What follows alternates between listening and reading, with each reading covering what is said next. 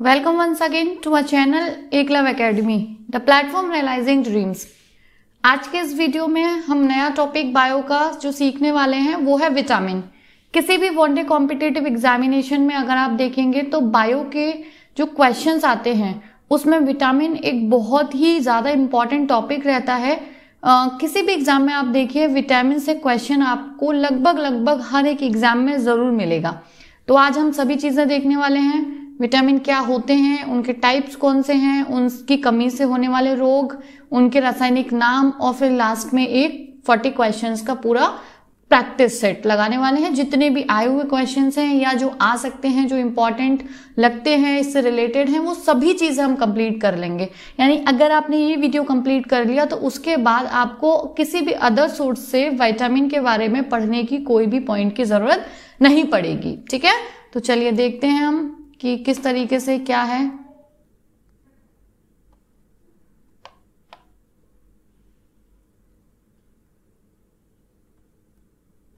देखिए क्या होता है विटामिन, सबसे पहले जानते हैं। और किसने इसको दिया, मतलब किसने शब्द का प्रयोग किया, तो ये सब चीजें आपके सामने हैं। सबसे पहली चीज देखिए, विटामिन शब्द का प्रयोग, तो आपसे डायरेक्टली जो क्वेश्चन है पूछ लिया जाता है कि विटामिन शब्द का प्रयोग सबसे पहले किसने किया। तो हमने सामने दिख रहा है विटामिन शब्द का प्रयोग सर्वप्रथम वर्ष 1911 में सी फंक ने किया। तो आपके दो क्वेश्चन यहीं से बनते हैं, आपको दोनों ही क्वेश्चन बहुत इंपॉर्टेंट हैं, पूछ लिए जाते हैं कि कौन से वर्ष में, तो 1911 यानी कि 1911, और किसने किया, सी फंक ने। ठीक है, तो ये हो गया, इसमें ज्यादा समझने की जरूरत नहीं है। अब विटामिन होते क्या हैं सबसे पहले समझते हैं। देखिए जो विटामिन है वो जटिल कार्बनिक यौगिक होते हैं। तो अब इन शब्दों का मतलब हमें सभी का पता होना चाहिए। जटिल कॉम्प्लिकेटेड यानी कि कोई चीज सिंपल ना हो के बहुत कॉम्प्लिकेटेड हो। कार्बनिक का मतलब जिसमें कार्बन प्रेजेंट हो। ठीक है, तो कार्बन प्रेजेंट होता है यानी इनका जो बेसिक फॉर्मूला है किसी भी विटामिन का उसमें कार्बन जरूर होता है, तो इसलिए कार्बनिक है। और यौगिक का क्या मतलब होता है, यानी कि मिलके बने हुए, कंपाउंड। ठीक है, यौगिक को इंग्लिश में क्या बोलते हैं, कंपाउंड। और कंपाउंड शब्द का मतलब है यानी कि अकेले ना होके कम से कम उसमें 2, 3, 4 न्यूट्रिएंट्स यानी कि एक सभी चीजों का ग्रुप मिला के कंपाउंड कहलाता है। ठीक है, तो कार्बन है, कार्बन प्रेजेंट होता है। कार्बन के अलावा और भी बहुत सारे जो है एलिमेंट्स रहते होंगे, तो इसलिए वो यौगिक तो क्या होते हैं, जटिल कार्बनिक यौगिक। कई बार एग्जाम में पूछा गया है विटामिन क्या होते हैं, तो कार्बनिक यौगिक होते हैं। ठीक है, नेक्स्ट पॉइंट देखते हैं, शरीर की उपापचयी अभिक्रियाओं, जिसे बोलते हैं उपापचयी अभिक्रियाओं को मेटाबॉलिज्म में उत्प्रेरकों की क्रियाओं को नियंत्रित करते हैं। यानी कि शरीर में जो मेटाबॉलिज्म होती है उसमें जो उत्प्रेरक की क्रियाओं को नियंत्रित करते हैं, यानी उसमें जो उत्प्रेरक होते हैं। ठीक है, अब यहां से हमारा बहुत अच्छे से चीजें समझना स्टार्ट होता है, क्योंकि देखिए केवल रटना नहीं है, हमें पूरा एक एक कॉन्सेप्ट को समझ लेना है कि ये क्या है और कैसे है। सबसे पहले समझते हैं ये मेटाबॉलिज्म शब्द जो हम अक्सर कर सुनते रहते हैं कि उसका मेटाबॉलिज्म सिस्टम ऐसे है या उसका मेटाबॉलिज्म हाई है, उसका लो है। ठीक है, ये क्या होता है सबसे पहले हम समझते हैं। तो देखिए मेटाबॉलिज्म जो शब्द होता है इसका अर्थ होता है टू चेंज, यानी कि इसका जो बेसिक मतलब है वो है परिवर्तन करना। अब परिवर्तन करना है तो कैसे, क्या किस चीज में परिवर्तन होता है ये हम समझते हैं। देखिए सिंपल सी चीज है, सबसे पहले हम अपना खाना जो खाते हैं, ठीक है, तो खाने में हम क्या लेते हैं, न्यूट्रिएंट्स लेते हैं। न्यूट्रिएंट्स का मतलब होता है, अगर हम हिंदी में बात करें तो पोषक तत्व। ठीक है, तो पोषक तत्व कौन कौन से जो मेन होते हैं, मान लीजिए हम खाना खाते हैं। देखिए खाना हम कहते हैं रोटी खा रहे हैं, दाल खा रहे हैं, है ना, सब्जी खा रहे हैं, लेकिन हमारा जो शरीर समझता है उन चीजों को वो ऐसे समझता है कि हम कार्बोहाइड्रेट की फॉर्म ले रहे हैं खाने में, प्रोटीन ले रहे हैं, या हम वसा ले रहे हैं, या हम लिपिड्स ले रहे हैं। क्योंकि हमारी बॉडी में जो ब्रेकेज होता है वो इन्हीं के थ्रू होता है, यानी कार्बोहाइड्रेट्स का ब्रेकडाउन होगा, लिपिड का ब्रेकडाउन होगा, प्रोटीन का ब्रेकडाउन होगा। तो हम जो खाना खाते हैं उसका मतलब यही है कि हम कार्बोहाइड्रेट्स कंज्यूम कर रहे हैं या हम प्रोटीन ले रहे हैं, इस बात से मतलब होता है। ठीक है, तो हम जो न्यूट्रिएंट्स लेते हैं वो किस किस प्रकार के हैं, वो जैसे मान लीजिए कार्बोहाइड्रेट्स हम ले रहे हैं, ठीक है, प्रोटीन फॉर्म में ले रहे हैं, ठीक है, कार्बोहाइड्रेट्स ले रहे हैं, प्रोटीन ले रहे हैं और लिपिड्स ले रहे हैं। ठीक, इन तीनों का ब्रेकडाउन होता है मेनली अगर हम मेटाबॉलिज्म की प्रोसेस की बात करें, और लिपिड्स का मतलब होता है फैट्स एंड ऑयल। तो देखिए यहां क्या होता है कि मेटाबॉलिज्म क्या है कि टू चेंज करना, यानी हम जो न्यूट्रिएंट्स लेते हैं कार्बोहाइड्रेट, प्रोटीन और लिपिड, इनका टूट कर यानी इनका ब्रेकडाउन होता है, और जो ब्रेकडाउन इनका होता है वो कहाँ होता है, वो लिवर के द्वारा होता है। ये सब बहुत इंपॉर्टेंट पॉइंट है। तो कार्बोहाइड्रेट, प्रोटीन्स और लिपिड का जो लीवर के द्वारा ब्रेकडाउन होता है, लिवर में जो ब्रेकडाउन होता है, तो हमारी बॉडी के लिए जो जरूरी पदार्थ हैं, जो इसेंशियल सब्सटेंस हैं, हमें वो मिलते हैं। हमारी बॉडी में जो इसेंशियल सब्सटेंस हैं हमें वो मिलते हैं, ठीक है। तो इसका मतलब है इन जो न्यूट्रिएंट्स हैं, इन पोषक तत्वों का हमारे शरीर में जो जरूरी पदार्थ हैं उनमें टूटना, और किसके द्वारा ब्रेकडाउन होता, कहाँ पे है, लिवर में, तो वो कहलाता है, यानी कि आ गया ना चेंज होना, यानी इन न्यूट्रिएंट्स का हमारी जो बॉडी में एसेंशियल सब्सटेंस है, हमारी बॉडी के लिए जो जरूरी है, उसमें चेंज जो होता है वो कहलाता है मेटाबॉलिज्म। और एक प्रकार का ये क्या हो गया, अगर हम देखें तो ये फूड प्रोसेसिंग हो गया ना, यानी हमने जो खाया, फिर खाने में हमारा उस चीज का कार्बोहाइड्रेट, या जैसे मैंने आलू खाए तो भाई उसमें अलग चीज गई, मैंने दाल खाई तो उसमें हमारी बॉडी में प्रोटीन गया, कुछ और खाया कोई ऐसी चीज फैटी, तो ये सब हमारी बॉडी में कंज्यूम हुआ, फिर वो ब्रेक डाउन हो गया, यानी चेंज हो गया ना, तो फ्रूट प्रोसेस हो गया, यानी हमने जो फ्रूट खाया उसकी प्रोसेसिंग हुई। किसमें प्रोसेसिंग हुई, हमारे शरीर को जो सब्सटेंस जरूरी होते हैं, जो पदार्थ जरूरी होते हैं उनमें। तो ये क्रिया जो कहलाती है वो क्या कहलाती है, ये कहलाती है मेटाबॉलिज्म, ठीक है। और देखिए हमारे शरीर में जो रहता है वो, इनकी जरूरत क्यों होती है इनको ब्रेक डाउन करने की, क्योंकि हमारे शरीर में जो सेल्स बनते हैं, ठीक है, या टिश्यूज बनते हैं, हमें जो एनर्जी मिलती है, जब ये सब हमारी बॉडी में ये ब्रेक डाउन होंगे और हमारी बॉडी को जो जरूरी पदार्थ हैं वो मिलेंगे, तभी तो होगा ये सब चीजें, सेल्स बनेंगी, टिश्यू बनेंगे, हमें एनर्जी मिलेगी, ठीक है। चलिए, और भोजन पाचन होता कहाँ पे, अगर हम मेन देखें तो भोजन का पाचन जो होता है वो दो जगह सबसे ज्यादा होता है। जो फूड प्रोसेस होता है वो एक तो होता है आंत में और एक होता है हमारे अमाशय में। इसका मतलब है आंत का मतलब होता है इंटेस्टाइन और अमाशय होता है स्टमक। तो जो फूड प्रोसेसिंग होती है वो इनमें हुई, ठीक है। उसके बाद ये जो ब्रेकडाउन होता है फिर वो होता है कार्बोहाइड्रेट, प्रोटीन और लिपिड्स का लिवर में, और हमें एसेंशियल सब्सटेंस हमारी बॉडी के लिए जो है वो इनको प्रोसेस होने के बाद मिल जाते हैं, ठीक है। तो प्रोसेस वर्क फिर क्या कहलाती है, यानी कि मेटाबॉलिज्म। अब यहाँ आपको एक बात बोली गई थी कि शरीर की मेटाबॉलिज्म में उत्प्रेरकों की क्रियाओं को नियंत्रित करते हैं। अब ये उत्प्रेरक क्या है भाई मेटाबॉलिज्म में, उत्प्रेरक। तो देखिए उत्प्रेरक किसी भी क्रिया के, किसी भी कोई सी भी क्रिया हो, उत्प्रेरक कहलाते हैं कैटालिस्ट। और इसका अगर मैं आपको कैटालिस्ट का मतलब बताऊं, यानी कि किसी भी क्रिया को होने के लिए जो उत्प्रेरित करते हैं, ठीक है, जो उसको क्रिया की, अभिक्रिया की दर को बढ़ाते हैं, ठीक है, आगे बढ़ाते हैं, वो होते हैं उत्प्रेरक। तो जो मेटाबॉलिज्म प्रोसेस है उसमें बहुत सारे भाई एंजाइम्स हैं, बहुत सारी चीजें वर्क करती होंगी, तो वो जो उत्प्रेरक की तरह, वैसे ज्यादातर जो उत्प्रेरक होते हैं ना भोजन को पचाने के लिए, वो एंजाइम होते हैं। एंजाइम कहीं ना कहीं हमारी बॉडी में भोजन के पाचन में काम आते हैं। तो जो मेटाबॉलिज्म में उत्प्रेरक हैं, ठीक, उनकी क्रियाओं को नियंत्रित करते हैं। कौन करते हैं, विटामिन। इसका मतलब है देखिए विटामिन जो होते हैं वो हमें डायरेक्टली, जो विटामिन होते हैं वो हमें डायरेक्टली एनर्जी नहीं देते हैं, यानी हमने विटामिन खाया और हमें एनर्जी मिल गई, ऐसा नहीं होता है। एनर्जी तो हमें ये तीनों हैं, इनके जब टूटने पे हमें जो जरूरी पदार्थ हमारे शरीर में मिलते हैं तब मिलती है। लेकिन विटामिन का काम क्या है, जो हमें एनर्जी देने वाले ये पदार्थ हैं, ठीक है, एनर्जी देने वाले ये जो पोषक तत्व हैं, उनकी जब अभिक्रिया हो रही होती है तो वो उसको नियंत्रित करने का काम करते हैं। उस केमिकल, एक तरीके से केमिकल रिएक्शन है ये, खाने का फिर दूसरे सब्सटेंस में चेंज होना, तो उस रिएक्शन में जो कैटालिस्ट होते हैं उनको नियंत्रित करते हैं। तो हमारी बॉडी में डायरेक्ट विटामिन एनर्जी नहीं देते हैं, यानी हमें जो एनर्जी मेटाबॉलिज्म के थ्रू मिल रही है वो जो आ रही है उसमें जो भाग ले रहे हैं, उसको कंट्रोल करने में भाग ले रहे हैं, वो लेते हैं विटामिन, ठीक है। तो आई होप आपको ये बहुत अच्छे से समझ में आ गया होगा कि मेटाबॉलिज्म क्या है, उत्प्रेरक क्या है, ठीक, और विटामिन क्या है। कि विटामिन जटिल कार्बनिक यौगिक हैं, वो एनर्जी डायरेक्ट ना देके, हमें ऐसा नहीं है कि हमने विटामिन लिया और वो डायरेक्ट डाइजेस्ट हुआ और हमें जरूर मतलब जितनी एनर्जी चाहिए थी वो मिल गई, नहीं। हम कार्बोहाइड्रेट, प्रोटीन और लिपिड्स के थ्रू अपनी बॉडी के सब्सटेंसेस को पूरा करते हैं और उनका फ्रूट प्रोसेस होने में जो काम करते हैं वो कहलाते हैं विटामिन, ठीक है। इन्हें, नेक्स्ट पॉइंट है, इन्हें सहायक आहार भी कहा जाता है। तो वही है कि आहार तो ये है डायरेक्ट जो फूड प्रोसेस हो रही है, ठीक है, और ये क्या करते हैं, नियंत्रित करते हैं, कंट्रोल करते हैं। तो ये हमारे जो खाने में सहायक आहार हैं, ठीक है, तो इन्हें सहायक आहार भी कहा जाता है। डायरेक्टली सवाल पूछ लिया जाता है निम्नलिखित में से किसे सहायक आहार भी कहा जाता है, तो आपका आंसर होगा विटामिन, ठीक है। तो यहां तक इन पॉइंट्स का मतलब हमें बहुत अच्छे से समझ में आ गया है।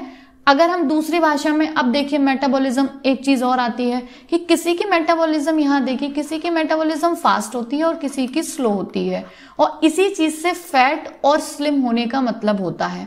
तो इसका क्या संबंध है फैटी होने से और होने से, ये समझिए। देखिए जिस रेट पर, यानी कि जिस रेट पर हमारी बॉडी में एनर्जी बनती है और कैलोरी, जो कैलोरी कंज्यूम होती है, कंज्यूम होना, देखिए कैलोरी क्या है, अगर कार्बोहाइड्रेट टूटेगा, प्रोटीन टूटेगा, लिपिड्स टूटेगा, ठीक है, तो वो क्या होगा, एनर्जी ही तो देंगे हमारी, टूट के फूड प्रोसेस होगी, जरूरी सब्सटेंस मिलेगा, तो वो एनर्जी ही तो होती है। हमारी बॉडी में खाना क्या है, लास्ट में फाइनल जो ग्लूकोन डी बन जाता है वही तो हमें एनर्जी दे रहा है ना, तो वो एक तरीके से शुगर, ये सब हमारी बॉडी के लिए इसेंशियल हो गए, ठीक। अब यहाँ पे क्या होगा कि यानी जिस दर पे हमारी बॉडी में एनर्जी बनती है और कैलोरी बर्न होती है वो दर मेटाबॉलिज्म की होती है, ठीक है, यानी मेटाबॉलिज्म की प्रोसेस कितनी स्लो है, कितनी फास्ट है, इससे डिपेंड करता है किसी का फैटी होना और किसी का स्लिम होना। तो जिसकी फास्ट होती है ना मेटाबॉलिज्म की दर, वो स्लिम होता है, जिसकी स्लो होती है वो फैटी होता है। कैसे, मैं समझाती हूँ इसको। देखिए अगर मान लीजिए मैंने कुछ खाया और वो बहुत जल्दी पूरी उसकी कैलोरी जितनी भी थी वो सब बर्न हो गई, जैसे कि आप समझ लीजिए मैंने किसी में फ्यूल डाला, मैंने अपनी गाड़ी में अगर फ्यूल डाला और वो तुरंत की तुरंत सारा यूज हो गया, खत्म हो गया, तो वो जब खत्म हो जाएगा, कोई चीज आपकी बॉडी में रुकी नहीं रही, वो तुरंत की तुरंत कैलोरी जो है वो बर्न हुई जा रही है, तो क्या होगा, आप कितना भी खा लीजिए, कितना भी खा लीजिए, जो एनर्जी आपको मिल रही है, जो कैलोरीज आपको मिल रही है वो जल्दी जल्दी बर्न हो रही है, तो आप स्लिम रहेंगे। और अगर वही आपकी बॉडी में वो रुका रहेगा, ठीक है, जो कैलोरी हैं जो बर्न हो रही हैं वो धीमे है उसकी प्रोसेस, तो वो क्या होगा, वो व्यक्ति फैटी होगा। तो कभी भी अगर पूछा जाए कि मेटाबॉलिज्म की जो दर होती है जिसमें कम होती है वो किस प्रकार के लोग होते हैं, तो जिसमें कम होती है वो फैटी है, जिसमें फास्ट होती है वो स्लिम है, ठीक है। तो इससे जितने भी रिलेटेड आपको पॉइंट्स थे वो सब मैंने अच्छे से समझा दिए हैं। अब आपको आगे जब भी इस तरीके के क्वेश्चंस अगर आएंगे मेटाबॉलिज्म से, विटामिन से, वो सब आप बहुत ही इजीली कॉन्सेप्चुअल कर पाएंगे, ठीक है। चलिए नेक्स्ट देखते हैं। विटामिन ये मानव शरीर द्वारा संश्लेषित नहीं किए जा सकते। इस चीज का मतलब समझिए, संश्लेषित का मतलब है एक तरीके से निर्माण। देखिए विटामिन क्या होते हैं, हमारी बॉडी में विटामिन का निर्माण नहीं होता है। हमारी बॉडी को जो खाद्य पदार्थों के थ्रू, यानी कि हम जितने भी फूड खाते हैं उनके अलग अलग सोर्स होती हैं विटामिन की। जैसे विटामिन ए का कुछ सोर्स है, विटामिन बी का कुछ सोर्स है, तो हम जो प्राकृतिक खाद्य पदार्थ हैं उनमें विटामिन होते हैं, तो उनके थ्रू हम अपनी बॉडी में जो विटामिन की कमी है या जितना विटामिन हमारी बॉडी को रिक्वायर होता है वो हम किससे पूरा करते हैं, फूड से, यानी कि खाद्य पदार्थों से, ठीक है, जो नेचुरल खाद्य पदार्थ हैं उससे। और कभी कभी क्या होता है, कोई ज्यादा बीमारी या कोई प्रॉब्लम होती है तो आपने देखा होगा डॉक्टर सप्लीमेंट, एक तरीके से सप्लीमेंट का मतलब है विटामिन, मल्टीविटामिन की टैबलेट है, मल्टीविटामिन के सिरप हैं, तो फिर उससे भी कमी पूरी की जाती है। और हम अगर खाद्य पदार्थों की बात करें तो प्राकृतिक खाद्य पदार्थ जैसे कि सब्जियां हैं, फल हैं, दूध है ना, जितने भी खाद्य पदार्थ है सब में विटामिन होते हैं। और जब ज्यादा ही किसी चीज की कमी हो जाए तो हम एज अ सप्लीमेंट, यानी कि जो आर्टिफिशियल बनाए गए हैं जिनको मिला के, उनका भी हमें यूज करना पड़ता है, ठीक है। तो इनका क्या होता है, ये विटामिन बॉडी में नहीं बनते हैं, उसका निर्माण नहीं होता। लेकिन अब अपवाद यहाँ पे क्या है, विटामिन के और विटामिन डी। तो अगर आपसे कभी सवाल पूछा जाए कि कौन सा ऐसा विटामिन है जो शरीर में संश्लेषित होता है, यानी कि उसका निर्माण हो जाता है, तो वो आप बता देंगे के और डी। कैसे है, देखिए ध्यान रखिएगा, जब हमारी बॉडी जो होती है, यानी स्किन जो होती है, जो हमारी स्किन है, जब वो सूर्य के प्रकाश यानी कि सनलाइट के टच में आती है, ठीक है, सनलाइट के टच में आती है, तो वहां पे क्या होता है, जब सनलाइट से एक्सपोज होती है और टच में आती है तो वहां विटामिन डी का सिंथेसिस होती है, ठीक है, यानी कि उसका निर्माण हो जाता है। तो इसका मतलब हमारी बॉडी में विटामिन डी की सिंथेसिस होती है, ठीक। और अगला तभी कहा जाता है कि सूर्य के प्रकाश सुबह सुबह हमारा जो जब रेड सूरज होता है उस टाइम उसमें विटामिन डी बहुत अच्छा हमें मिलता है कि उतनी देर हमें कहीं ना कहीं धूप में भी जरूर अपनी बॉडी को लेना चाहिए। यानी कि विटामिन डी का जो हमारा रिक्वायरमेंट है वो आप अगर सुबह सुबह सूर्य के प्रकाश में भी एक्सपोज होते हैं तो वो विटामिन डी हमारी स्किन से टच होके मतलब सूर्य का प्रकाश एक्सपोज होके विटामिन डी संश्लेषित होता है, ठीक है। तो हमें बहुत ज्यादा सोर्सेस की अन्य सोर्सेस की जरूरत नहीं होगी अगर हम नेचुरल इस सोर्स को फॉलो कर रहे हैं। और जो विटामिन के होता है ये भी जो इंटेस्टाइन का बैक्टीरिया होता है, इंटेस्टाइन यानी कि आंत का बैक्टीरिया होता है, ठीक है, जो क्या करता है विटामिन के को संश्लेषित, आंत के बैक्टीरिया द्वारा भी मतलब विटामिन के को संश्लेषित किया जाता है। तो इसका मतलब हो गया कि वैसे तो शरीर में निर्माण नहीं होता विटामिन का, लेकिन अपवाद स्वरूप ये 2 विटामिन ऐसे हैं जिनका संश्लेषण हमारे शरीर में होता है, ठीक है। तो ये डायरेक्ट सवाल पूछा जाता है। नेक्स्ट पे आते हैं हम, इनको 2 भागों में बांटा गया है। देखिए विटामिन को 2 भागों में बांटा गया है, एक तो जल में घुलनशील होते हैं और एक वसा में घुलनशील होते हैं। कैसे होते हैं, क्या होता है, इसका पूरा प्रोसेस बहुत अच्छे से हम समझते हैं। देखिए जल में 2 हैं, बी और सी। आपको क्या करना है, वसा में घुलनशील याद रखने हैं। और देखो कीड़ा, ये आपको हर जगह मिल जाएगा लिखा हुआ कीड़ा, ठीक है। तो KEDA ये वसा में घुलनशील हैं और जो बचे वो जल में घुलनशील हैं। तो एक तो आपको डायरेक्टली सवाल पूछा जाता है कि जल में घुलनशील विटामिन कौन से हैं और वसा में घुलनशील विटामिन कौन से हैं, ठीक है। तो ये तो आपको अभी याद हो गया, कीड़ा और जो बचे BC। अब किस तरीके से जल में और वसा में हमारी बॉडी में क्या इनका असर होता है, किस तरीके से होता है देखते हैं। देखिए UPPCS और लोअर ऐसे करके 1 2 3 बार एक सवाल पूछा गया है कि कौन से विटामिन का जो भंडारण होता है यानी स्टोरेज होती है कौन से विटामिन की बॉडी में नहीं होती है। तो देखिए ध्यान रखिएगा, और ऑप्शंस उसमें थे तो B ना होके उसमें C ऑप्शन था, ठीक है। तो C विटामिन ऐसा होता है जो कभी भी बॉडी में भंडारित यानी उसका स्टोरेज नहीं होता। कैसे नहीं होता, प्रोसेस समझते हैं। देखिए ये जल में घुलनशील विटामिन जो होते हैं ना, ये हमारी बॉडी में एब्जॉर्ब नहीं, मतलब एब्जॉर्ब का मतलब है ये रुकते नहीं है।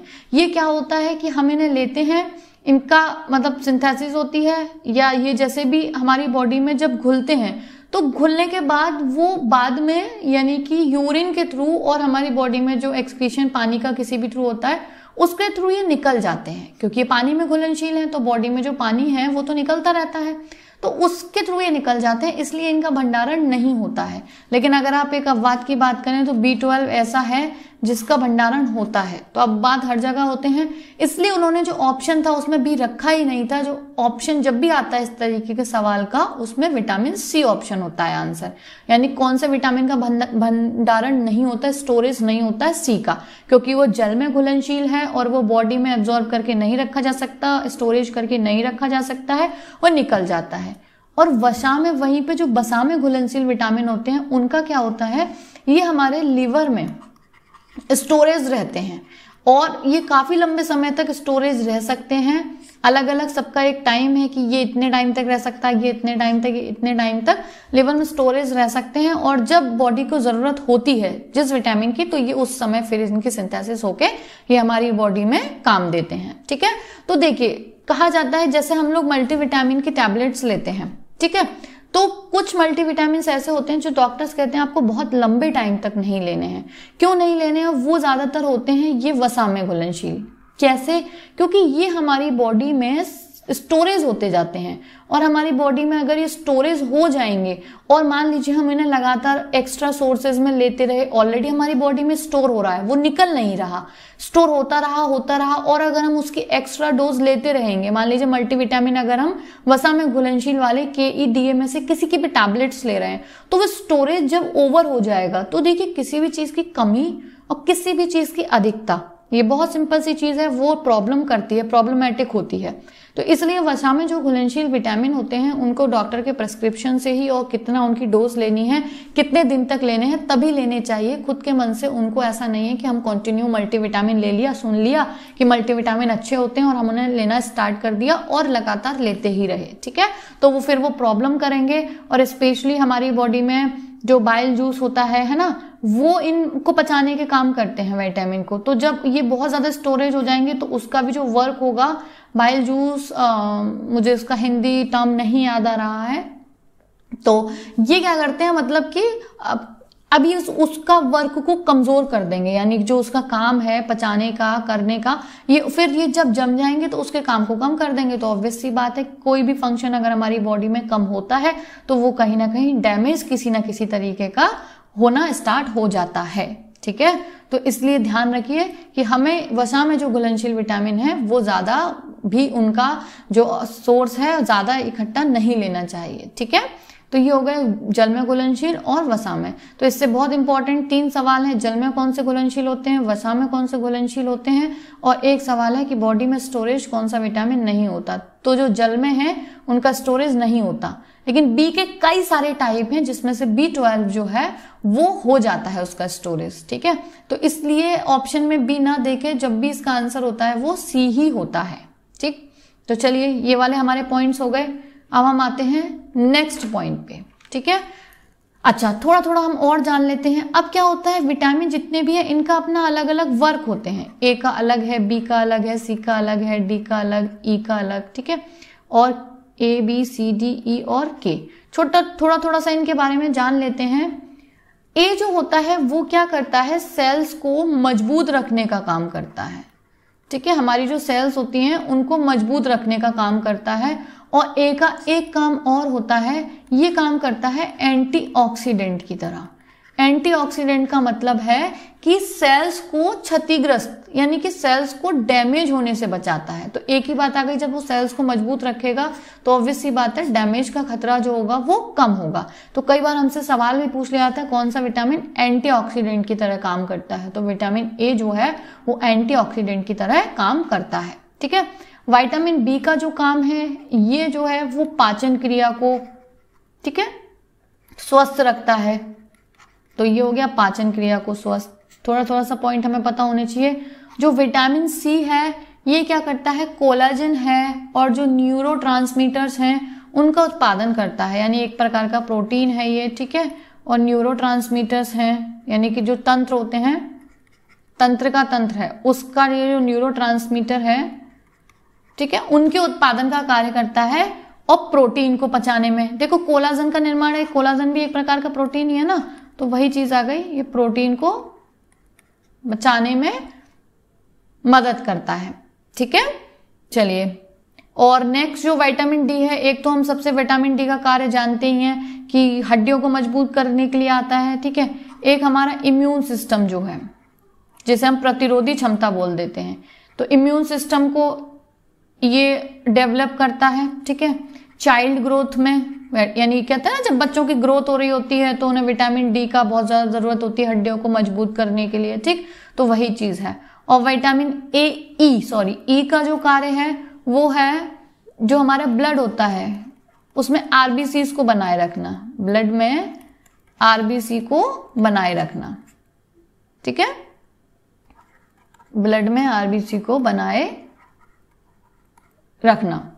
और जो विटामिन के होता है उसका तो हम बहुत अच्छे से सब लोग जानते हैं। देखिए विटामिन के क्या होता है, ये सबने सुना होगा कि उसका जो कार्य है वो रक्त का थक्का जमाने के काम आता है, ठीक है, यानी ब्लड क्लॉटिंग। कैसे होता है इसका भी थोड़ा सा प्रोसेस समझते हैं। रक्त का थक्का जमाने में, यानी कि अगर हम बात करें तो ब्लड क्लॉटिंग, ठीक है। अब यहां पे हम समझ लेते हैं कैसे क्या काम करता है। देखिए विटामिन के का नॉर्मली काम होता है, ये डायरेक्टली ब्लड का थक्का जमाने में काम नहीं आता। विटामिन के का जो काम होता है वो होता है हमारी बॉडी में एक प्रोटीन होता है प्रोथ्रोम्बिन, ठीक है। ये क्या होता है, उसके निर्माण में सहायता करता है। विटामिन के डायरेक्टली रक्त का थक्का जमाने में कार्य नहीं करता। हमारी बॉडी में एक प्रोटीन होता है प्रोथ्रोम्बिन, ठीक है। ये जो प्रोटीन होता है ये होता है क्लॉटिंग फैक्टर। क्लॉटिंग फैक्टर का मतलब है कि ये हमारी बॉडी में जो रक्त का थक्का जमता है, जो जमता है वो इस प्रोटीन के कारण जमता है, ठीक है। तो और उसका निर्माण के काम कौन आता है? विटामिन के। तो इसलिए विटामिन के काम को बोल दिया जाता है रक्त का थक्का जमाना। एक्चुअल में वो काम करता है इस वाले प्रोटीन को प्रोड्यूस करने का, और ये वाला जो प्रोटीन है वो क्लोटिंग फैक्टर है। अब किस तरीके से है, ठीक है, देखिए समझ लेते हैं। ये हमारी बॉडी में प्रोथ्रोम्बिन जो प्रोटीन होता है ये इनएक्टिव फॉर्म में यानी अक्रिय पड़ा रहता है, ठीक। लेकिन जैसे ही मान लीजिए हमारे कोई चोट लगी, अभी चोट लगी तो हमारे को एक तरीके से सिग्नल मिला कि अब हमारी बॉडी को जरूरत है, मान लीजिए चोट लगी और बहुत सारा ब्लड बहने लगा, तो वहां पे फिर ये प्रोथ्रोम्बिन जो होता है ये थ्रोम्बिन में चेंज हो जाता है, और फिर ये थ्रोम्बिन जो कहलाता है ये आ जाता है एक्टिव स्टेज में।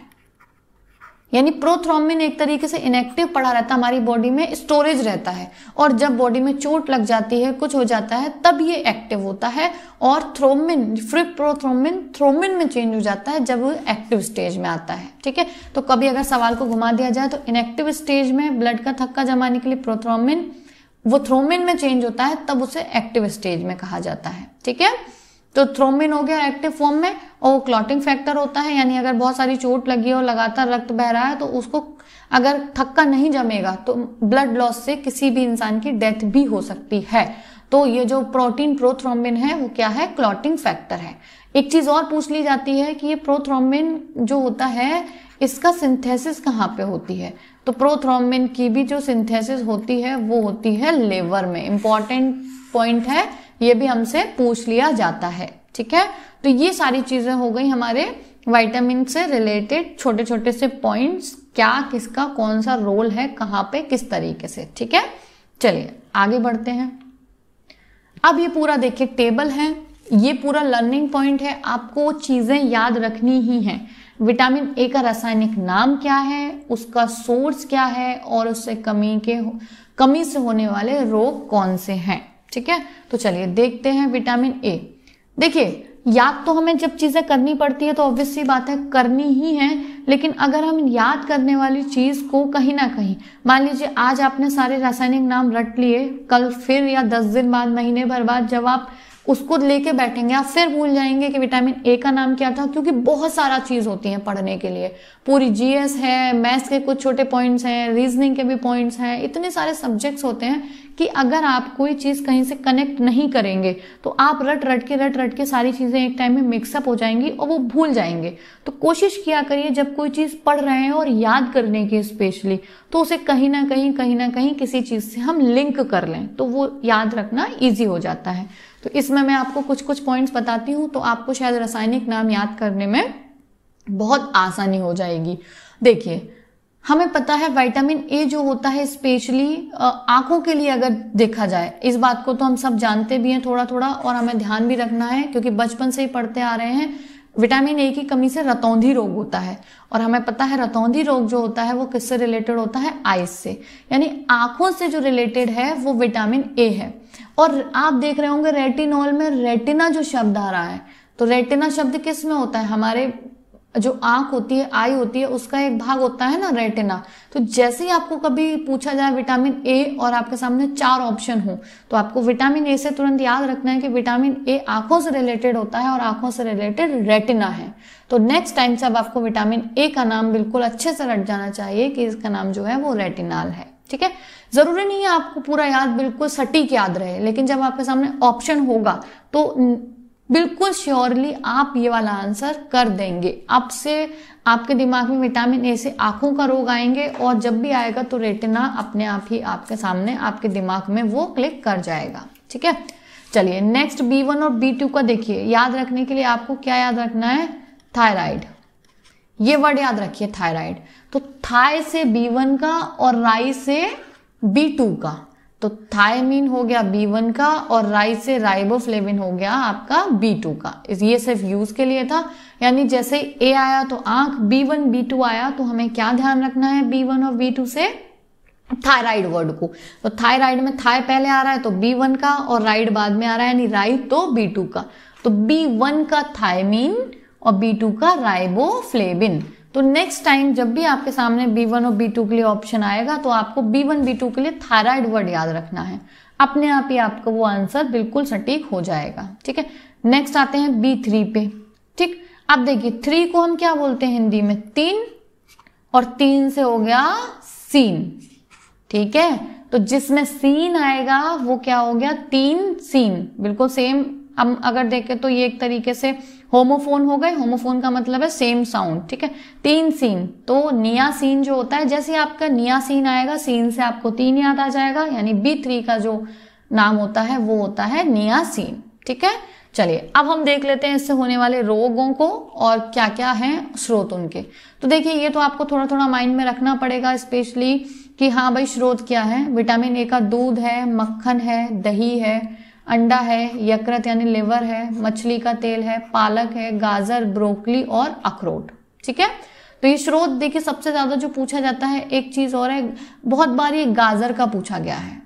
ठीक, तो विटामिन ए का जो सोर्स है वो गाजर, क्योंकि आंखों के लिए भी जब भी पूछा जाता है क्या सबसे जरूरी है तो एक गाजर सबसे ज्यादा पूछा जाता है। देखिए दूध दही तो ज्यादातर एक प्रकार से संतुलित आहार में आ जाते हैं, ज्यादातर विटामिन इसमें होते ही हैं, एक विटामिन सी को स्पेशली अगर हम दूध में छोड़ दें तो। ठीक है, तो इनको तो स्रोत को थोड़ा थोड़ा आप एक बार देखते रहेंगे तो आपको अपने आप ही नॉर्मली याद हो जाएगा। B1 का सोर्स क्या है? अनाज है, यानी जितने भी ग्रेन्स हैं, फलियां हैं, सोयाबीन, दूध, ईस्ट, अंडे, मांस। देखिए मैंने बताया ना दूध तो जो है एक तरीके से आपको ज्यादातर में मिलेगा। ठीक है, इसका देखिए पनीर B2 का, अंडे, ईस्ट, देखिए दूध, ईस्ट, अंडे ये तो कॉमन हो गया, इसमें भी हरी पत्तेदार सब्जियां, मांस, यकृत, बीन्स, मेवा, टमाटर, मशरूम। ठीक, ये इसके स्रोत हो गए। B3 के दूध, ईस्ट, मछली, मांस, यकृत, अंडे, फलियां, मशरूम, मूंगफली और मेवा। ठीक, ये हो गया B3 का। तो आप देख रहे हो दूध यहाँ भी आ गया, यहाँ भी आ गया, एक संतुलित आहार है इसलिए ज्यादातर सब में आपको दिख ही रहा होगा। दूध है, अंडे हैं, मांस है, ईस्ट है, ये सब आपको बहुत लगभग सेम मिलेंगे। ठीक है, चलिए अब आते हैं कमी के प्रभाव, बहुत इंपॉर्टेंट है। इससे होने वाले कमी कौन कौन सी होती हैं देखते हैं। देखिए कॉर्निया व त्वचा की कोशिकाओं का शल्की भवन। देखिए कॉर्निया जो है वो वही हो गया हमारी जो सामने पार्ट होता है आंख में। ठीक है, तो उसका कॉर्निया और त्वचा की कोशिकाओं का शल्की भवन, यानी कि उनका एक प्रकार से सिकुड़ के, ठीक है, सॉफ्ट और सिकुड़ जाना इस तरीके से। रतौंधी भी आंखों का रोग है, वृद्धि अवरुद्ध होना यानी कि ग्रोथ का रुकना, और कैरेटोमेलेसिया। ठीक है, तो कैरेटोमेलेसिया भी ये भी एक तरीके से वही है कि जो हमारी एक तरीके से हम कह सकते हैं कि ये जो दे रखा है ना कॉर्निया की कोशिकाओं का शल्की भवन, उसे कैरेटोमेलेसिया ही कहेंगे। तो ये रोग का नाम हो गया। इसमें जनरली क्या होता है, देखिए कॉर्निया होता क्या है, हमारी जो आंख होती है उसका जो सामने वाला ट्रांसपेरेंट भाग है। ठीक है, जो कॉर्निया है वो क्लियर पार्ट जो हमारी आंख के सामने का होता है। ठीक है, प्यूपल और आइरिस के बीच में, प्यूपल और आइरिस यानी हमारी आंख ये है इस तरीके से, ये है तो ये वाला जो भाग हो गया, ये जो कॉर्निया है clear part of the I.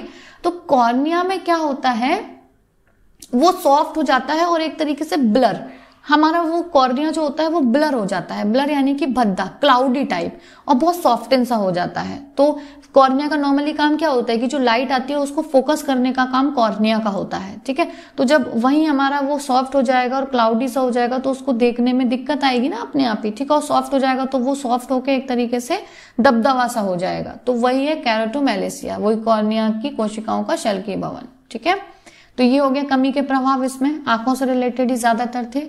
B1 में बेरी, देखिए अगर आपको बेरी पूछा जाए, बी के पार्ट टाइप पूछे जाए तो B1, और अगर बेरी रोग ABCD पूछा जाए तो सिंपल है B से होता है। ठीक है, अब बेरी हम हमेशा से पढ़ते तो आ रहे हैं, लेकिन एग्जैक्टली बेरी होता क्या है, तो बेरी में क्या होता है, माल न्यूट्रिशन कह सकते हैं, यानी कुपोषण युक्त। ठीक है, एक तरीके से माल न्यूट्रिशन है, कुपोषण जो रोग है, कुपोषण जन्य रोग है। ठीक है, तो बेरी हो गया कुपोषण से रिलेटेड। B2 है किलोसिस। ठीक, इसमें क्या होता है B2 से, ये जो त्वचा से रिलेटेड होता है, त्वचा का फटना, आपने देखा होगा होठों के आसपास कई बार इस तरीके से होठों के पास के जो किनारे होते हैं, ठीक है, वो फट जाते हैं, तो ये सब क्या है, ये किलोसिस है। ठीक, और किससे होता है, विटामिन B2 की कमी से। ठीक। पेलाग्रा, ये क्या रोग होता है? देखिए एक आध बार पूछा जाता है, तो पेलाग्रा को 3D रोग भी कहते हैं। 3D का मतलब 3 डायमेंशन से नहीं है, 3D का मतलब है 3 प्रकार के डी। मैं यहां लिख देती हूं इसको। तो देखिए 3 प्रकार के डी कौन कौन से हैं इसमें? एक होता है डिमेंटिया, एक होता है डायरिया, ठीक है, और एक होता है डर्मेटिस, ठीक है। देखिए डिमेंटिया, डायरिया, डर्मेटिस। तो डर्मिस का मतलब तो त्वचा से होता है, यानी त्वचा रोग। डायरिया का मतलब हमें पता है उल्टी दस्त, यानी कि नोजिया टाइप, ठीक है। और जो डिमेंटिया है वो एक तरीके से मेंटली स्ट्रेस को बोला जाता है, ठीक है। Loss of memory. तो ये हो गया जो पेलाग्रा रोग है। इसमें नॉर्मली कोई एक सिम्टम नहीं है, इसके बहुत सारे हैं कि आपको डर्मेटिस यानी कि जो स्किन होती है ना बहुत ज्यादा ड्राई होके एकदम बिल्कुल बड़े बड़े से ऐसे दाग से बन के पपड़ी टाइप जम जाना, और वो इस तरीके का रोग, तो ऐसे। और डायरिया, ये भी लक्षण होते हैं, यानी नोजिया फील होना, ठीक है। और डिमेंटिया यानी कि मेंटली स्ट्रेस के कारण उसमें जो इस तरीके से अगर आपकी स्किन में प्रॉब्लम होगी या कुछ है तो एक मानसिक रोग भी अपने आप उत्पन्न हो जाता है। तो वही हो गया, ये पूरा मिला के पेलाग्रा कहलाता है, यानी 3D रोग भी कहलाता है ये, ठीक है। और किसके कारण होता है? विटामिन B3 की कमी के कारण। चलिए नेक्स्ट पे आते हैं। B3 के बाद B4 विटामिन नहीं है, विटामिन है B5। तो देखिए इसके लिए हमें किसी ट्रिक की जरूरत नहीं है, हम बचपन से ही पढ़ते आ रहे हैं। 4 को 3 को वो ट्राई, 4 को टेट्रा, 5 को पेंटा। तो वही है जिसमें पेंटो लग जाए उसका मतलब 5 से है। तो पेंटोथेनिक जो अम्ल है वो क्या होता है? B5। इसको किसी ट्रिक की जरूरत नहीं है, ठीक है। देखिए B6 जो है वो आपको याद ही रखना पड़ेगा, क्योंकि ये मैंने भी याद ही किया हुआ है और इसका मेरे पास कोई भी ट्रिक नहीं है। तो आपको पायरिडॉक्सिन 6 से याद रखना है।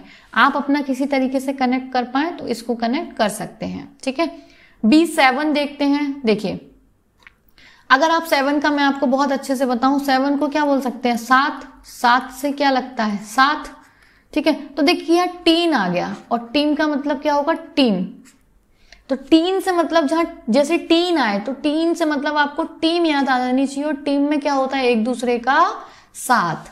तो B7 जो है वो क्या होता है? जैसे ही आपके सामने कोई टीन आए, टीन से आपको टीम याद आ जाएगी, टीन से साथ, जस्ट आपको अपने आप ही एक दूसरे से ये चीजें लिंक हो जाएंगी, ठीक है।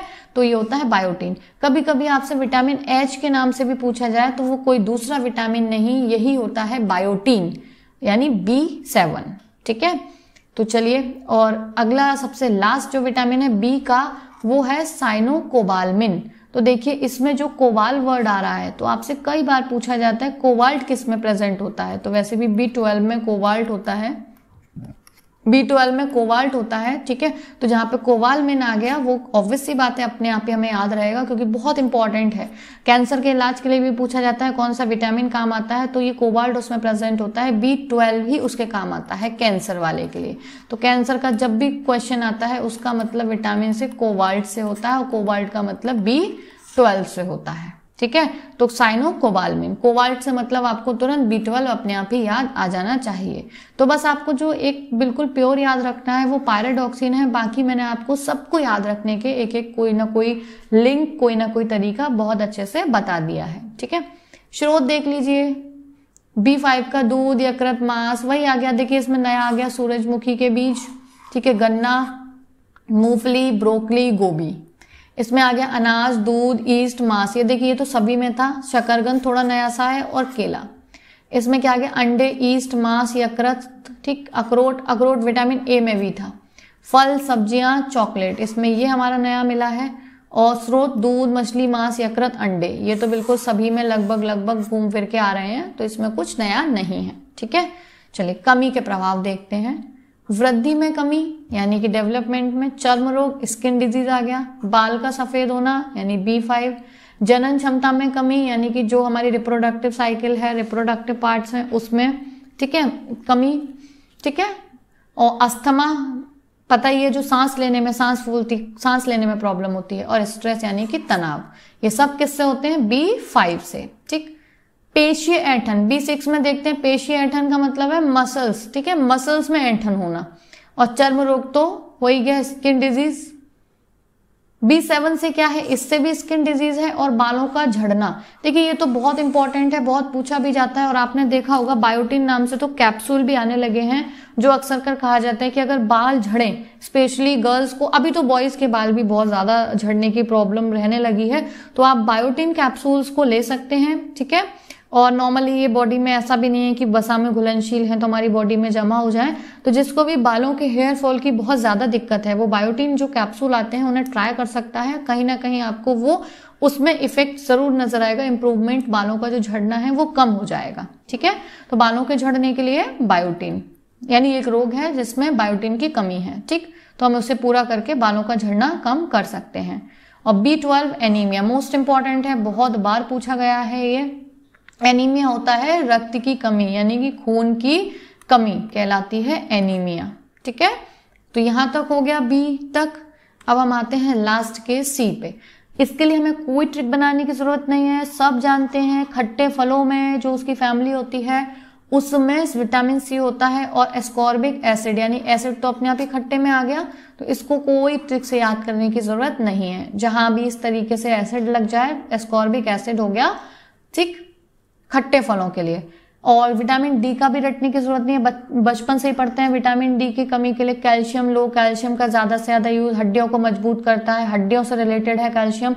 और विटामिन डी भी हमें पता है, तो कैल्सीफेरोल, इसका भी हमें कोई भी ट्रिक लगाने की जरूरत नहीं है, ठीक है। चलिए भाई, आप देखिए विटामिन ई टोकोफेरोल, इसका मैं आपको एक लॉजिक बताती हूँ। टोको का मतलब क्या होता है, हम किसी को टोक रहे हैं तो इंटरफियर कर रहे हैं ना। और इंटरफियर देखिए इंग्लिश की स्पेलिंग की बात करें तो आई से स्टार्ट होती है, लेकिन ई वैसे क्या हुआ, ई तो यही हो गया ना, क्योंकि आई तो कोई विटामिन होता ही नहीं है। तो जैसे टोकोफेरोल, आई टोको का मतलब इंटरफेयर करना, इंटरफेयर से ई से आपको तुरंत ई अपने आप ही माइंड में क्लिक कर जाएगा। और सबसे लास्ट का जो है फिलोकिनोन, ठीक है। तो फिलोकिनोन का मतलब है, फिलो का मतलब अपने आप ही आपको किलो याद आ जाएगा और किलो से के अपने आप ही लॉजिक बैठ जाएगा। फिलो का किलो, किलो का मतलब के से, ठीक है। तो बहुत ही अच्छे से आई होप आपको रासायनिक नाम रट गए होंगे अभी तक। अभी हम प्रैक्टिस सेट लगाएंगे तो वो आपको और भी अच्छे से, बहुत अच्छे से तैयार हो जाएगा। स्रोत क्या है, विटामिन सी हम जानते हैं, खट्टे फलों की फैमिली, खट्टे फल हम देख सकते हैं, नींबू वंश के खट्टे फल, कीवी, अमरूद, ब्रोकली, टमाटर, ये सब विटामिन सी। इसमें देखिए यहाँ दूध नहीं आया, ठीक है। विटामिन डी मेन सूर्य का प्रकाश इंपॉर्टेंट है, बहुत पूछा जाता है, सब जानते हैं विटामिन डी है इसका आंसर, ठीक है। मक्खन, दूध, मछली। ई ये बहुत पूछ लिया जाता है, मूंगफली का तेल, इसको ध्यान रखिएगा, इंपॉर्टेंट है, डायरेक्टली पूछा जाता है। मूंगफली का तेल जो है वो किसका, कौन से विटामिन का स्रोत है, ठीक है। तो मूंगफली का तेल है, बादाम है, ये दोनों चीजें बहुत पूछी जाती हैं। देखिए अंडे की जर्दी, स्पेशली इसमें अंडा नहीं, अंडे की जर्दी, ठीक है। तो ये विटामिन ए जो यानी कि तेली टाइप ज्यादा है, बादाम का भी जो तेल है, मूंगफली का तेल है, ठीक है, अंडे की जर्दी है, ये क्या है, विटामिन ई, ठीक। और देखिए विटामिन ई तभी इसको एक तरीके से सौंदर्य विटामिन भी बोलते हैं, क्यों, क्योंकि विटामिन ई को सौंदर्य विटामिन, आपने देखा होगा स्पेशली लड़कियां जो विटामिन ई जो कैप्सूल्स आते हैं उनको तोड़ के वो अपने फेशियल के लिए और इन सब के लिए भी यूज करती हैं, ठीक है। तो वो तेल वाली जो चीजें हैं वो ज्यादातर किस में जाती हैं, ये विटामिन ई में। तो विटामिन ई को सौंदर्य विटामिन भी कहा जाता है। और विटामिन के का है अंडा, दूध उत्पाद, हरी पत्तेदार सब्जियां, अनार और सोयाबीन। तो इसमें तो कुछ नहीं है, आपको बस एक बार इन चीजों को देखना है, हाँ कौन कौन सा स्रोत किसका है। कमी के प्रभाव, स्कर्वी रोग जो हम पढ़ते हैं मसूड़ों में, वो ऐसे ब्लड सा आ जाना है ना, तो ये मसूड़ों वाली जो प्रॉब्लम है वो स्कर्वी रोग है। ऑस्टियोमेलेसिया या रिकेट्स, देखिए ये हड्डियों से रिलेटेड है। ऑस्टियोमेलेसिया कौन सा होता है, आपने देखा होगा कुछ लोगों की टांगे एकदम ऐसे अजीब सी इस तरीके से मुड़ी मुड़ी सी लगती हैं। इसमें क्या होता है, विटामिन डी की कमी से जो हड्डियां होती हैं वो बहुत ज्यादा मुलायम हो जाती हैं, और मुलायम होकर वो मुड़ जाती हैं। तो वही वयस्क में भी हो जाता है और बच्चों में भी, तो आप देखेंगे वही कहलाता है ऑस्टियोमेलेसिया, ठीक है। रिकेट्स भी यही हो गया एक तरीके से, हड्डियों की प्रॉब्लम, और ऑस्टियोमेलेसिया। लास्ट में है जनन क्षमता की कमी, विटामिन ई में, ठीक है, यानी कि जो हमारी रिप्रोडक्टिव एबिलिटी है उसमें कमी। और के है चोट लगने पर रुधिर का थक्का ना जमने से अधिक रक्तस्राव होना, यानी देखिए विटामिन के कम होगा तो प्रोथ्रोम्बिन का निर्माण कम होगा, प्रोथ्रोम्बिन का निर्माण कम होगा तो हमारी बॉडी में जब वो एक्टिव ही नहीं होगा, तो कभी हमारे अगर चोट लग गई और अधिक रक्तस्राव हो गया तो वहां हम मतलब लॉस अपनी जो लाइफ है वो भी लॉस कर सकते हैं। तो अगर विटामिन के की कमी है तो रक्तस्राव ज्यादा होगा।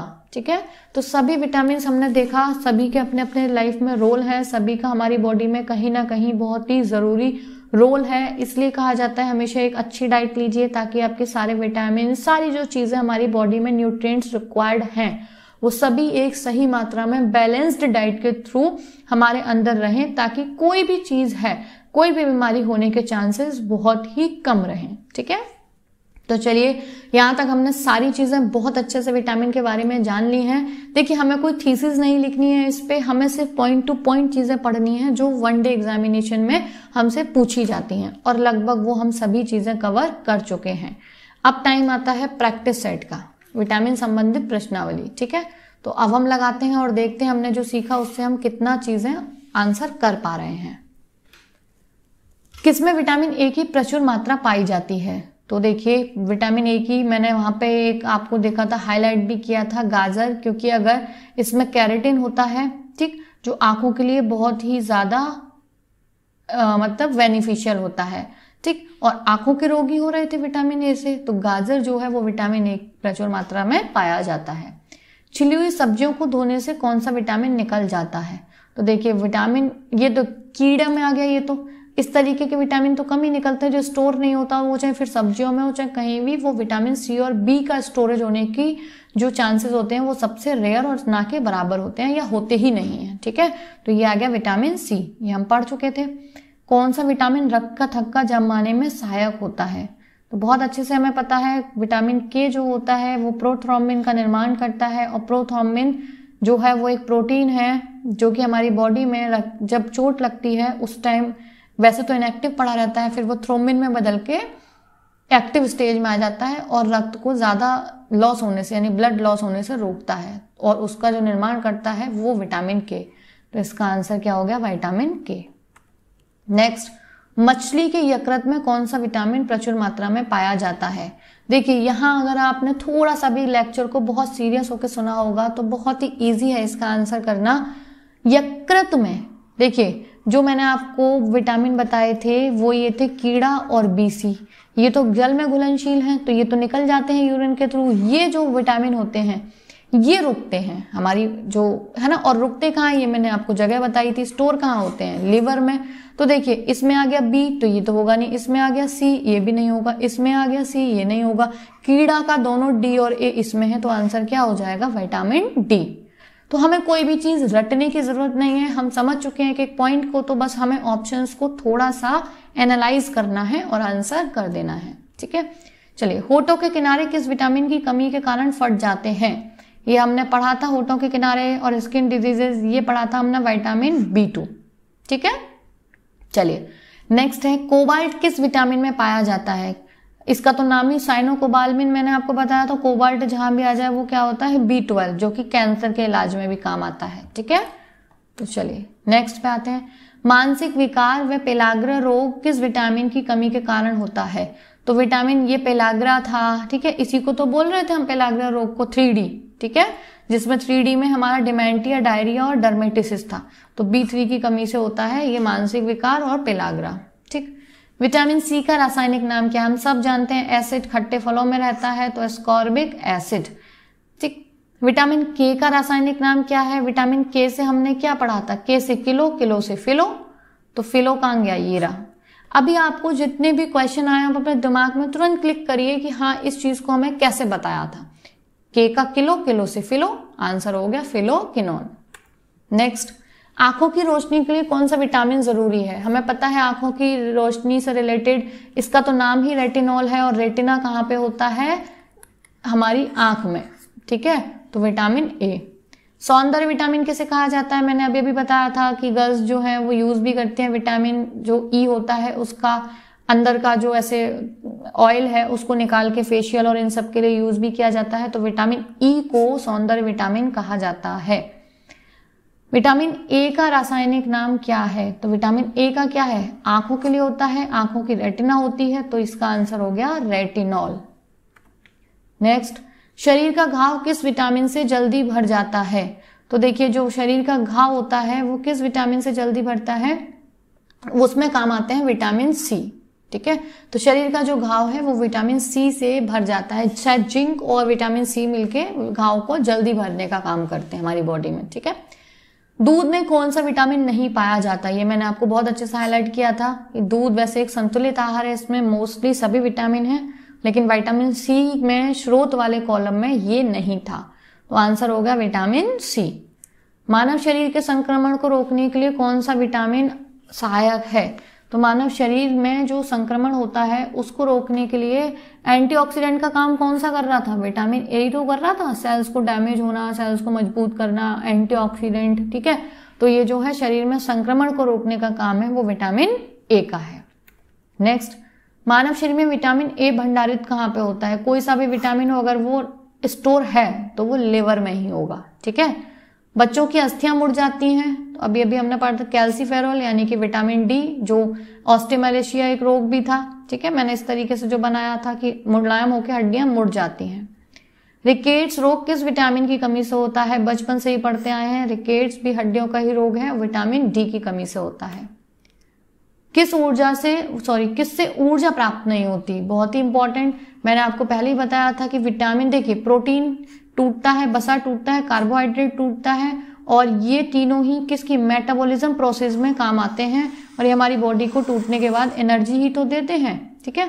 लेकिन विटामिन जो है उस क्रिया में जो उत्प्रेरक होते हैं, जो उस क्रिया को तेज करते हैं, उनको नियंत्रित करता है, उनको कंट्रोल करता है, लेकिन बॉडी में डायरेक्टली एनर्जी देने का काम विटामिन का नहीं होता है। तो आंसर हो गया विटामिन। कौन सा विटामिन जल में घुलनशील होता है, तो जल में घुलनशील बी और सी है, तो इसमें बी तो दिया नहीं, सी आंसर हो गया। रतौंधी रोग किस विटामिन की कमी के कारण होता है, तो हम सबको पता है रतौंधी आंखों का रोग है विटामिन ए की कमी से, ठीक है। तो देखिए अभी तक आपको जितने भी क्वेश्चंस और जितनी भी सारी चीजें बताई गई हैं बहुत अच्छे से समझ आई होंगी। अगर आपने वीडियो को लाइक नहीं किया तो वीडियो को लाइक कर लीजिए, चैनल को अभी तक सब्सक्राइब नहीं किया तो चैनल को सब्सक्राइब कर लीजिए, क्योंकि अब हम बायो के जितने भी टॉपिक्स हैं वो 1 बाय 1, जितने भी तंत्रों के 9 तंत्र हैं, विटामिन के सारे जितने भी टॉपिक्स और भी हैं, सारे टॉपिक्स वन डे हम लोग कंप्लीट करने वाले हैं डे बाय डे। और अगर आपने अभी तक बायो वाली जो लिस्ट है, प्लेलिस्ट है, उसको नहीं देखा तो आप एक बार देख लीजिए, उसमें भी आपको कुछ ऑब्जेक्टिव क्वेश्चंस इंपॉर्टेंट और एक बहुत ही जरूरी आपको एक रीजनिंग वाली प्लेलिस्ट में मिलेगा, जीवाणु विषाणु से होने वाले रोग, उसका मैं डिस्क्रिप्शन में भी लिंक दे दूंगी, आप उसको एक बार देख लीजिए। जिस तरह से मैंने यहाँ पे आपको रासायनिक नाम याद कराए हैं उसमें जीवाणु विषाणु और कवक से होने वाले रोग एक एक लाइन में आपको पूरे रोग रट जाएंगे। तो आप एक बार जो रीजनिंग के प्लेलिस्ट में सेकंड वीडियो है और डिस्क्रिप्शन में भी उसका लिंक है, जीवाणु विषाणु से होने वाले रोग, आप वो देख लीजिए, आपको बिल्कुल रट जाएंगे। रीजनिंग के लिए भी जरूरी है वो टॉपिक और इसके लिए भी, ठीक है। तो आप उसको एक बार देख लीजिए अगर अभी तक नहीं देखा है तो। नेक्स्ट पे आते हैं, किस विटामिन की कमी से पुरुषों में नपुंसकता और स्त्रियों में बांझपन यानी कि importance in man and infertility in women. तो किससे था इनफर्टिलिटी, इनफर्टिलिटी था ई से, ठीक है। किसे रक्षात्मक पदार्थ कहा जाता है, तो रक्षात्मक तो विटामिन को ही कहा जाता है, सहायक आहार भी कहा जाता है और रक्षात्मक, क्योंकि भाई एंटीऑक्सीडेंट्स और इन सब का काम क्या कर रहा है, रक्षा करने का, सेल्स को डैमेज होने का, ये सब क्या कर रहे हैं, विटामिन ही तो कर रहे हैं। तो इसे क्या बोला जाता है, रक्षात्मक पदार्थ कहा जाता है। किस विटामिन की कमी के कारण मसूड़ों से रक्त निकलने और दांत हिलने लगते हैं, तो स्क्वैर्बी रोग में होता है ऐसा, और स्क्वैर्बी रोग जो होता है वो विटामिन सी की कमी के कारण होता है। नेक्स्ट है, विटामिन ई का रासायनिक नाम क्या है, तो हम जानते हैं, मैंने आपको क्या बताया था विटामिन ई का, चलिए यहां से देखिए, ये किसका था, फिलो से किलो, ये के का था। एस्कॉर्बिक एसिड किसका था, सी का था। टोको से क्या था, किसी को टोकना यानी इंटरफियर करना, और इंटरफेयर का मतलब जैसे ई आ गया तो ई का मतलब क्या हो गया, टोकोफेरोल। तो देखिए अगर आपको नहीं भी कभी कभी डायरेक्ट याद आ रहा तो बाकी बचे ऑप्शंस को देख लीजिए, मतलब कैसे भी अगर आपने इसको ट्रिक से याद किया हुआ है तो आप इसका ऑप्शन जरूर ही ढूंढ लेंगे। B12 का रासायनिक नाम क्या है, हम जानते हैं B12 में कोबाल्ट होता है और कोबाल्ट से कोबाल जहां पे आएगा वही हमारा आंसर हो जाएगा। B7 का रासायनिक नाम क्या है, मैंने 7 से आपको 7 बताया था और 7 किसमें होता है, टीन का साथ होता है, तो जिसमें टीन होगा वही हमारा आंसर हो जाएगा बायोटीन। जो बालों के झड़ने के लिए भी मैंने आपको जो कैप्सूल सजेस्ट किया है बायोटीन का वो वाला, ठीक है। चलिए नेक्स्ट, विटामिन की खोज किसने की? 1911 में सी फंक ने सर्वप्रथम नाम यूज किया, यानी खोज भी उन्हीं ने की। ठीक है, देखिए लेकिन यहां थोड़ा सा अलग आ जाता है। अगर विटामिन पूरा कंप्लीट पूछा जाएगा तो वो सी फंक ने, लेकिन अगर ए बी का अलग से पूछा जाएगा तो ए बी की खोज की थी मैकुलन ने। ठीक है, और विटामिन सी की खोज किसने की? मैकुलन, एडवर्ड जेनर, वेटिंग, हावकट। तो ये है इसका आंसर हावकट। ठीक है, विटामिन सी की खोज थी वो हावकट ने की थी। तो ये आपके लर्निंग पॉइंट्स हैं जो आपको ध्यान रखने हैं, अलग अलग विटामिन की खोज। नेक्स्ट, शरीर का घाव किस विटामिन से जल्दी बढ़ जाता है? आई थिंक क्वेश्चन रिपीट है, हम पहले ही पढ़ चुके विटामिन सी। और विटामिन B12 में कोबाल्ट की मौजूदगी की सर्वप्रथम किसके द्वारा सिद्ध किया गया? अभी अभी मैंने आपको बताया था B12 में कोबाल्ट होता है और ये सोडियम नाइट्रोपोसाइड एक परीक्षण होता है, उसके द्वारा उसकी मौजूदगी का पता लगाया गया था। ठीक है, तो हमें बहुत डीप में नहीं जाना कि सोडियम नाइट्रोपोसाइड परीक्षण था क्या, क्योंकि हमें यहाँ PhD नहीं करनी, हमें बस जो क्वेश्चन है वन लाइनर्स, एक तरीके से ऑब्जेक्टिव, उसको सॉल्व करना है। ठीक है, चलिए नेक्स्ट आता है विटामिन, निम्नलिखित विटामिन में से कौन सा शरीर में भंडारित नहीं होता? तो बहुत ही इजी है, मैंने आपको बताया था, जल में घुलनशील वाले निकल जाते हैं, वसा वाले रुक जाते हैं। तो बी और सी जल में घुलनशील है, जिसमें से सी हमारा आंसर हो गया। निम्नलिखित में से क्या आंत के जीवाणुओं द्वारा संश्लेषित होता है? 2 विटामिन थे जो हमारी बॉडी में संश्लेषित हो जाते हैं, डी और के। ये स्किन में सनलाइट के एक्सपोजर से और ये आंत के जीवाणु से। तो आंसर कौन सा हो गया? विटामिन के। निम्नलिखित में से कौन सा विटामिन स्वप्न को पर्याप्त अवधि तक याद रखने में सहायक होता है? तो ये देखिए, ये ध्यान रखना है आपको, जो हमारा ड्रीम होता है वो बहुत मेमोराइज रहे, ऐसा होता है विटामिन B6 से। ठीक है, तो ये लर्निंग पॉइंट है, एग्जाम में आ चुका है 2 बार ये सवाल, को ध्यान रखना है। B6 विटामिन जो है वो स्वप्न को, हम ड्रीम को लंबे तक याद रखने में सहायता करता है। नेक्स्ट और सबसे लास्ट के ये 3 क्वेश्चंस रह गए हैं, उसके बाद ये हमारा पूरा टॉपिक कंप्लीटली कवर हो चुका होगा। विटामिन B1 का रासायनिक नाम। तो देखिए B1 क्या था, मैंने आपको बहुत अच्छे से ये सब चीजें कराई हैं। काटते हैं ऑप्शन, कोबाल्ट, ये तो B12 का हो गया। ठीक है, अब आपको B1 और B2, मैंने आपको एक चीज बताई थी, थायराइड, इसको याद रखिए, B1 और B2। तो B1 का थायमीन हो गया और B2 का राइबोफ्लेविन हो गया। तो थायमीन हो गया B1 का। ठीक है, और B3 का नाम क्या है? ठीक है, ठीक है, B3 से मैंने आपको 3 बताया था और 3 से क्या बताया था? सीन बताया था। तो B3 का नाम क्या हो गया? नियासिन। यानी B1 का थायमीन, B2 का राइबोफ्लेविन और B3 का 3 से सीन, और सीन का मतलब नियासिन, और B2 का हमारा ये है राई से मतलब है राइबोफ्लेविन। तो देखिए, अगर हम कहीं ना कहीं अगर लिंक करके याद रखते हैं तो कोई भी चीज है हमें बहुत लंबे तक याद बने रहने के पूरे चांसेस होते हैं। और अगर आप इसे लिंक नहीं करेंगे, ऐसे ही रट लेंगे, तो आप शायद 3-4 दिन बाद ही इसको दोबारा से भूल जाएंगे, और जो टाइम आपने स्पेंड किया इसको तैयार करने में वो कहीं ना कहीं वेस्ट हो जाएगा। ठीक है, तो अगर आपने वीडियो को अभी तक लाइक नहीं किया, फिर से मैं कहूंगी उसे लाइक कर लीजिए, चैनल को सब्सक्राइब कर लीजिए। आगे रीजनिंग, इंग्लिश और बायो के ऐसे ही वीडियोस के साथ जुड़े रहने के लिए आप चैनल को सब्सक्राइब करिए और आगे दोस्तों के साथ शेयर करिए। Thanks for watching this video. जल्दी मिलते हैं next topic, reasoning, bio, English, तीनों ही टॉपिक्स के अलग अलग टॉपिक्स, अलग अलग सब्जेक्ट्स के वीडियोस के साथ। तब तक के लिए पढ़ते रहिए और कंटिन्यू करिए अपनी पढ़ाई को। जो भी अगर कोई डाउट है तो उसे कमेंट बॉक्स में लिखिए। कोई भी क्वेश्चन रिलेटेड कहीं भी आपको लगता है कोई एरर है या आपको लग रहा है तो आप उसको लिखिए, मैं उसको एनालाइज करूंगी। उसके बाद अगर एरर कुछ भी कहीं भी होता है तो उसको मैं मेंड करने की पूरी कोशिश करूंगी, या आपकी जो गलतफहमी होगी अगर, तो वो उसको दूर करने का पूरी ट्राई करूंगी। ठीक है, तो thanks for watching this video. Thanks again.